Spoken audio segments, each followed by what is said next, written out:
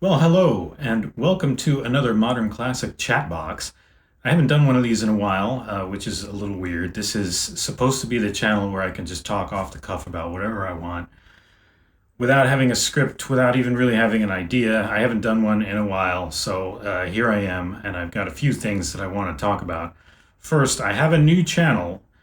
This may or may not interest you, but I've created a new channel. It's called Japan Realized. It's all about my life in Japan that I'm starting anew right now. I've got a link, I'll post a link in the corner here as well as down in the description and wherever else I can. But check it out if you're interested in that. And then related to that, somewhat, I mentioned on my main channel, the Modern Classic channel, that I will be featuring some Japanese products. So just to talk a little more about that and what's coming up on that channel, I still don't want to give away exactly what I'm doing, but if you look behind me, that is the first product I've got for repair. It's just waiting. Again, I'm not going to tell you exactly what it is, but maybe some of you can recognize it. It is a Japan only product in a category that I have used myself and loved for a very long time, but have never featured on the channel. So that'll be pretty cool. It's hopefully going to be a simple repair. I've been trying to wait for my stuff to arrive from the United States here in Japan. It is on a ship. It's apparently been delayed another week, sitting outside the port due to port congestion. But so I think I'm going to try to do it without tools. I think it's going to be a simple repair. It may even be too simple for a video, but I'll hopefully be doing like a little history lesson and stuff along with it. So it should hopefully make for some kind of decent video. But yeah, I'm gonna try to shoot it on my iPhone without any specialized tools, and we'll see what happens. I've got a hardware store across the street if I need it. So yeah, look for that hopefully in a couple of weeks. Obviously, it takes me a little while to edit, and I may need to get some parts and stuff, but we'll see. After that, one of the things that has always fascinated me about Japan, and that continues to now that I'm here, even probably more so, is all the various different video standards. And I kind of alluded to this in my last video where I talked about the TV and the four separate tuners and all that. But I'm gonna have a video where I kind of talk a little more about that using the VCR that I just bought as kind of an entry point. I needed a new VCR. I had I mean, new. I had what I thought at the time was a pretty good JVC Super VHS ET VCR that I got new when I worked at JNR in something like 1996, maybe. And it was not top of the line, but it was like good enough that it had fake wood side panels on it. They were not even plywood. They were plastic made to look like wood, but that was how they kind of showed that it was kind of high end, but not the top. But anyway, it was a Super VHS ET, which means it could record Super VHS on regular VHS tapes. This was a big deal at the time. Super VHS tapes at that time were about $15 each, which would be something like $35-40 now. And regular VHS tapes were like $2 or $3. So this was a huge this was a huge money saver. And yeah, I recorded a bunch of stuff on Super VHS on regular VHS tapes. I went to digitize all those one day a few years ago. My VCR broke. Like it turns on, you put a tape in, and it just turns off. And I looked online. This is apparently a common problem with these. There's really no good way to fix it. I mean, there's different things that can break, but one of the common things, I guess, is one or more of the little plastic gears. And yeah, there's 3D printing and stuff now, but I can't do it myself, and there's nobody selling these online that I have found. And anyway, when I looked, I didn't see any cracks in my gears, so I don't even know what it is. And these VCRs, like VCRs are kind of the final frontier of repair to me. Like they're really complicated, and I'm just kind of intimidated trying to repair one. I've kept my VCR around thinking someday I'll get to it, but I don't know. In the meantime, I have bought a new VCR, and it's kind of a special VCR. Japan has some video standards that they existed in the United States, but they were never, they didn't catch on. And then they have a few that never existed. And I got a VCR that does SVHS ET like I need, but it does some other stuff too that's really cool. And that still is potentially useful today. So I will be talking about that, and hopefully it'll be interesting. So watch for that. That's probably going to be a month or so, like after the repair video that I'm going to do first, and I do need to get some more stuff to go with that. So yeah, so here in Japan, another thing that I wanted to talk about, which I almost put this on the new Japan channel, and I may still do it again as more of a formal thing later. But I cover audio, video games here as well. Computers. I haven't done a lot of video games or computers lately, and that's just because I haven't been doing much that's interesting in that myself. Most of what I talk about on my channel is my own hobbies, like stuff that I'm doing that I find interesting and I just want to film it. But now that I'm here in Japan, Japan obviously has their own video game culture. It's very different from the American video game culture. I've always been interested in it, even before the video game crash of 1983. And yes, I am that old. I had video games before 1983 when the industry was completely separate, at least. Like Japan did have a video game industry before that. But in America, everything was American. And I was still totally into that. I was into the American stuff. But then, Coleco came out with the ColecoVision. They had Donkey Kong. They had Zaxxon. I was over at my friend's house playing those games for hours every single night. So I very early got into the Japanese stuff, and then throughout throughout the late '80s and '90s, I mean, Nintendo. I became kind of a Sega guy for a while. I still love Sega. PlayStation, obviously. I loved all the JRPGs. I played Grandia, Final Fantasy, all that. So, I love the Japanese games. Now I'm here in Japan. I can focus on that. But the thing is, so everybody has this idea that Akihabara, and I'm butchering the pronunciation, and the reason for that is it's hard for me to say in Japanese, and in English, the mispronunciation that's common in English, that's hard for me to say as well because I know it's wrong. So I can't say Akihabara. It's hard. It's just, no matter how I say it, I'm sorry, it comes out, it sounds terrible. But anyway, Akihabara has a reputation as kind of the place to go for video games in Japan. You've got Super Potato, you've got Suragaya, you've got Beep, you've got all these, both smaller and large game stores there. And the first time I came to Japan, which was in 2000, covering the Tokyo Game Show for the website that I worked at the time, I went there partly for the job, but also just to check it out. And I thought it was amazing. They had everything. They had it was 2000, so it was like the tail end of like the 32-bit era, and Dreamcast was about to come out, but there was still like all the like Mega Drive and Super Nintendo and all the handhelds of that time. Like you could get everything for super cheap prices, and it was just amazing. And then every time I came back after that, I'd see like Saturns for like $50, Dreamcasts for like $50, all this rare stuff like Wonder Swan and Neo Geo Pocket and stuff that we might have had in America, but like it just wasn't big. But in Japan, it was just everywhere and it was super cheap.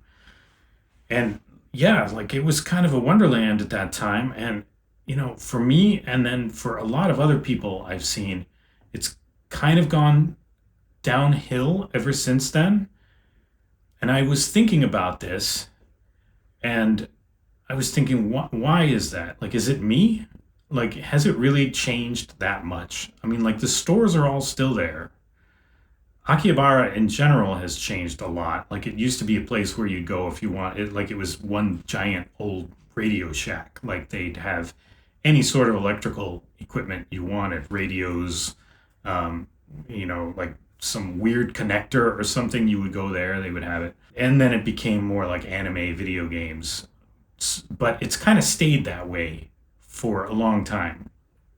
Like at least since 2000, the types of stores that are there are pretty much the same, and the stuff they sell, the categories are the same. So what's changed? Why, to me and to other people, is it not the way it used to be? Well, obviously the prices have gone up. Prices are like out of control. That's partly just inflation. I mean, stuff is more expensive in Japan than it used to be, and everywhere. But also, I realized I and probably a lot of other people, like I've gotten older, but my mentality as far as what I'm into is the same. So I'm still going there looking for like Dreamcast and Wonder Swan and Neo Geo and stuff. And that's not what they're selling now. They're selling like PlayStation 4 and Nintendo Switch and Nintendo Wii or Wii U or whatever. I mean, whatever. But, more recent things. And I think back and like the stuff that I was looking at in 2000 and 2003 and 2005, whatever, it was all like it was 3 or 4 years old at that point. It wasn't classic. Like now I'm looking for like vintage stuff, which is obviously going to be in shorter supply and more expensive because there's less of it. So it's not so much that Akihabara has changed. It's that I have stayed the same while time has just moved forward. And that's kind of a theme among a lot of stuff that people who are into this hobby of, collecting and enjoying kind of retro stuff, electronics of any kind. That's kind of it's a trap that we get into where we we get stuck in time in this one period of time that that is probably when we kind of started getting into the hobby, and we kind of judge everything on that no matter how much time has actually passed. So yes, if you're looking for stuff that's 20 or 30 years old in Akihabara, it is harder to find and it has gone way up in price. So it's probably not the best place to do that anymore. Yeah, and the other thing is, as I've gotten older and I've accumulated more and more stuff, I've become more selective, and I'm looking for specific things now rather than just saying, "Oh, look at that! That's pretty cool. I'll buy that." And I'm not finding a lot of the stuff that I'm looking for anymore because it's so specific, and that's all it is. Someone who's getting into the hobby now, or who is like, 19 years old and they remember PlayStation 3 from when they were a kid, they can go to Akihabara and it's a wonderland, just like it was when I first went there. So, yeah, I guess my point is I went there yesterday and didn't really find anything I wanted and nothing that I could feature on the channel. And that's going to be true, I think, of a lot of you who might visit Japan. You might go there and be disappointed because it's not like a classic gaming paradise. It's a used gaming paradise. Like and most used games are recent.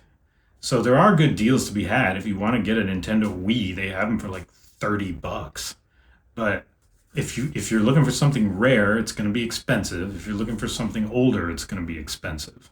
I don't know. It sounds obvious when I say it out loud, but it seemed like I had come to some sort of epiphany when I thought about this yesterday. But anyway, yeah, I guess that's about it about that. Now, I will say just real quick, if you are planning to visit Japan anytime soon, there are other neighborhoods and there are other game stores that at least have better prices than what you're going to find in Akihabara. Akihabara is a tourist trap at this point. It's kind of like, it's not exactly equivalent, but it's kind of like Times Square or something like that in New York, where it's not necessarily where the locals go if they want that kind of stuff. They go somewhere else. You'll see Westerners all over the place in Akihabara, and you'll see a lot of people trying to actively appeal to those Westerners, and it's very crowded, and they jack up the prices for all those reasons. So the stores in other neighborhoods they're going to have a similar selection, but they will be cheaper in a lot of cases. I bought a lot of stuff. I was trying to think last night, what have I actually bought that I featured on the channel from Akihabara? And there's not much, but there are quite a few things that I've bought elsewhere in Tokyo. Let's just look at this photo here for just an example of some stuff that I got there. This is all from one trip to Japan that I made a couple of years ago. On the top there, that PSP, I got that at Book Off. I don't even remember where, but Book Offs are all over the place. Below that, that Bandai and Television I got in Ikebukuro, which is a great neighborhood to look at. They actually have a lot of game stores there, as well as a Sega arcade, if that's still there. It might not be, but a lot of good stuff there. It's kind of Akihabara light.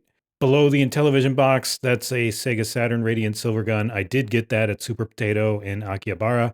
It was expensive. I knew it would be. It's probably more expensive now, but they had a whole bunch of them, and that's a rare game. So that is the reason you go to Super Potato if you go to Super Potato.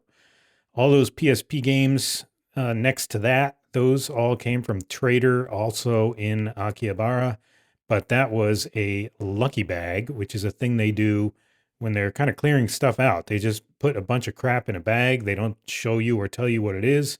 You are not allowed to open the bag. So I'm pretty sure this just said something like PSP games, and they were like $20. So it's still a good deal. A lot of them are kind of, games I can't really play, and probably some of them are just crappy games, but some of them were pretty good. There is a Sega Mark III back there behind those PSP games. That came from Suragaya in Akihabara.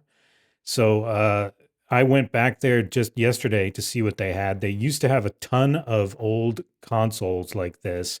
They had Mark IIIs. They had a lot. I think I bought my Mark I there as well.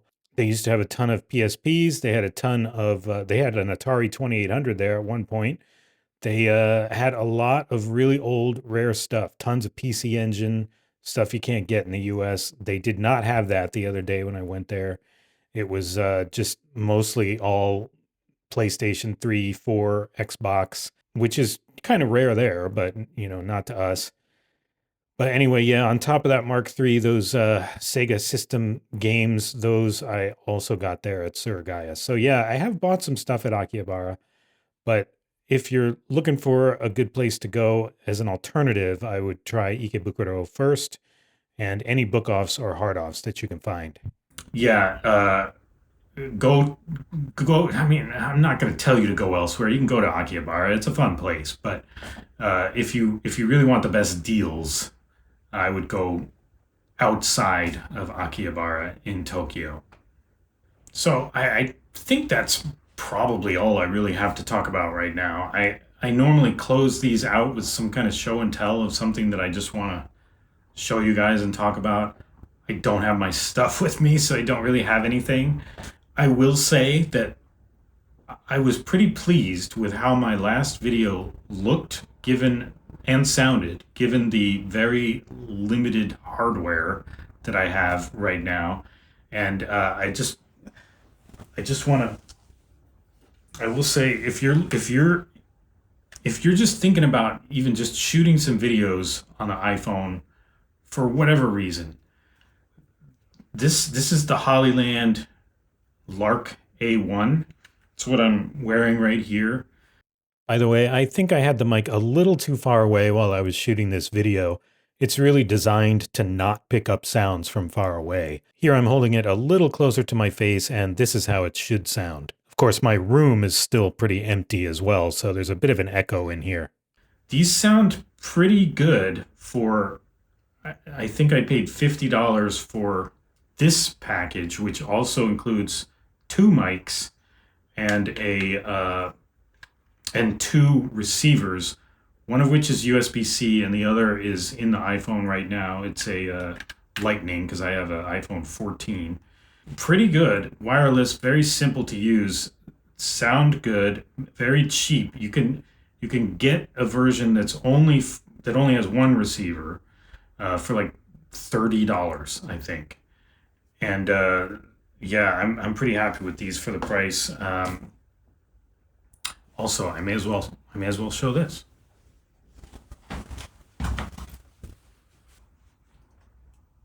So this is my video stabilizer. Let me focus. You know, you've probably seen people walking around with these. They look really kind of stupid, but you know, it'll keep your phone stable. I'm using it as a tripod, and this was, I think, $19, and it feels really good.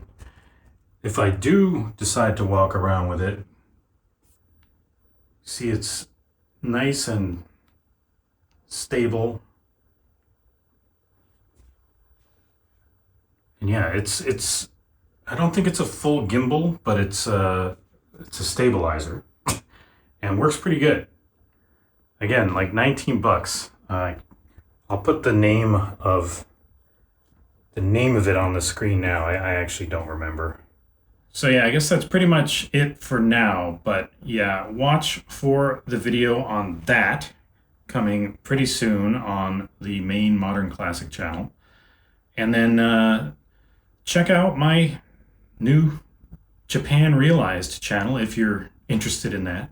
If you're not, that's okay. But yeah, if you want to hear some of my experiences living here, I'll be posting there pretty regularly, probably more regularly, especially once I get my stuff and can film.